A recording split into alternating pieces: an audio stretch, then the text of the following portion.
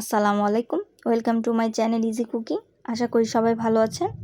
আজকে শেয়ার করব ভুনা খিচুড়ি। এটা অনেকেই রান্না করতে পারেন, কিন্তু আমি আজ নতুনদের জন্য এই রেসিপিটি নিয়ে আসলাম। আমার রেসিপিটি ফলো করলে একদম ঝরঝরে ভুনা খিচুড়ি হবে। এখনও অনেকে আছেন যারা ঝরঝরে খিচুড়ি রান্না করতে পারেন না। আজকের ভিডিওটি তাদের জন্যই। চলুন শুরু করি। প্রথমে হাফ কাপ মসুর ডাল ভিজিয়ে রেখেছিলাম, সেটা ধুয়ে নিয়েছি। এদিকে 1.5 কাপ পোলাওর চাল ধুয়ে পানি ঝরাতে দিয়েছি।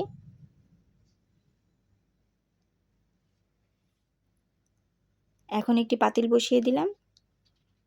পরিমাণ মতো তেল দিয়ে দিব।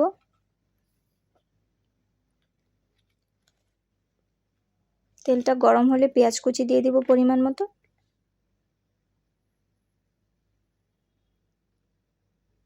একটু ভেজে নিব। পেঁয়াজটা একটু নরম হলে 3-4টে তেজপাতা ও 2টো এলাচ, 3টে দারুচিনি, 2টো লং দিয়ে দিলাম। এখন একটু ভেজে নিব।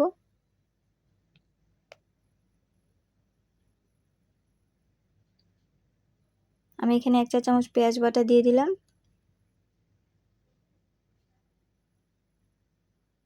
একটু কষিয়ে নিলাম।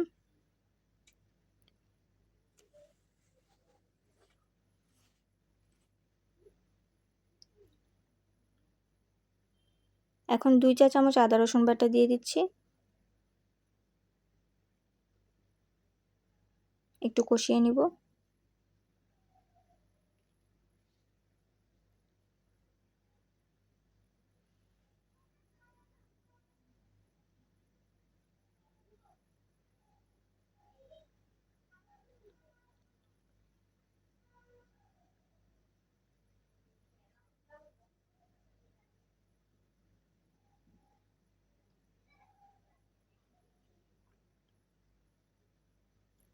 হলুদ গুঁড়ো দিয়ে দিব 2 চা চামচ।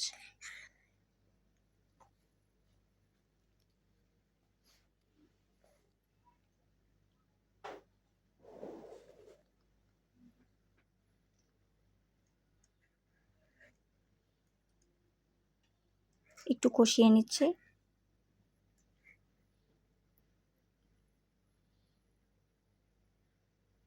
মরিচের গুঁড়া দিয়ে দিব 2 চা চামচ।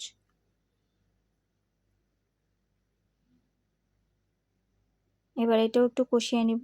আমি প্রত্যেকটা মশলা এক একটা করে কষিয়ে নিচ্ছি, এতে বেশি মজা হয়।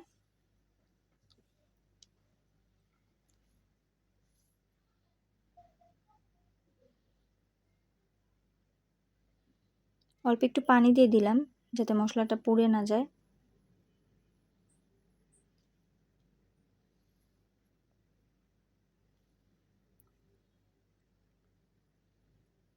ভাজা জিরার গুঁড়া দিয়ে দিলাম 1/2 চা চামচ।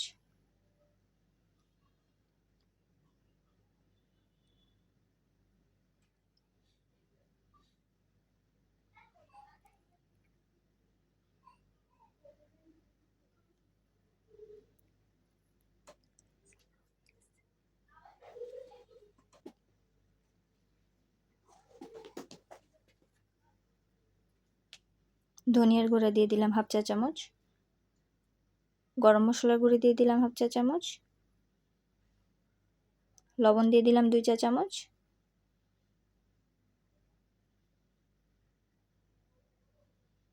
এখন একটু কষিয়ে নিচ্ছি।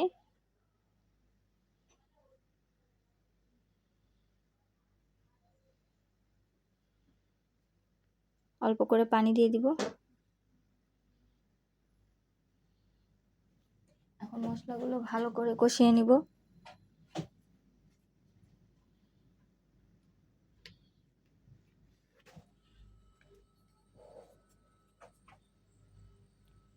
তেল ভেসে উঠলেই ডাল দিয়ে দিব এখানে।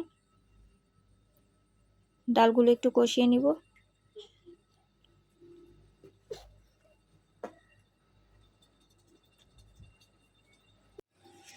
এখন চালগুলো দিয়ে দিব। চালগুলো দিয়ে একটু কষিয়ে নিব।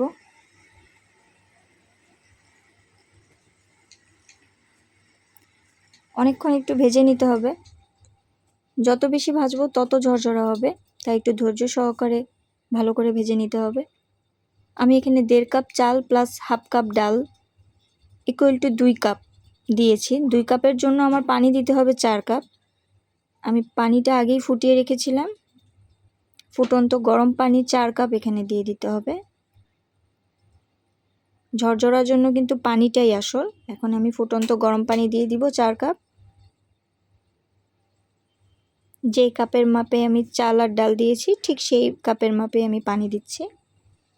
চুলার আঁচ কিন্তু এখন পর্যন্ত বাড়ানোই আছে, আমি কমিনি।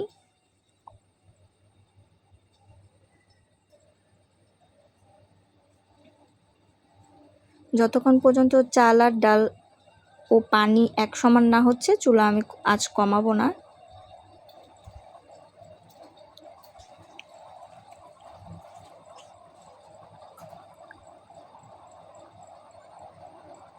এই দেখুন এখন চাল ডাল পানি সব এক সমান হয়ে এসছে। এখন আমি ঢাকনা দিয়ে ঢেকে দিব এবং চুলার আঁচ কমিয়ে দিব, একদম লোতে করে দিব। 10 মিনিট পর দেখুন ফিরে আসলাম। আমার চাল কিন্তু ফুটে গেছে, আর কয়েক মিনিট রাখলেই ডালটাও ফুটে যাবে।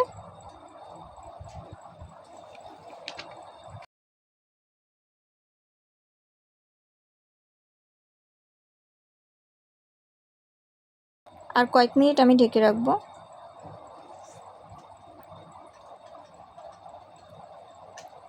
তিন চার মিনিট পর আবার আসলাম।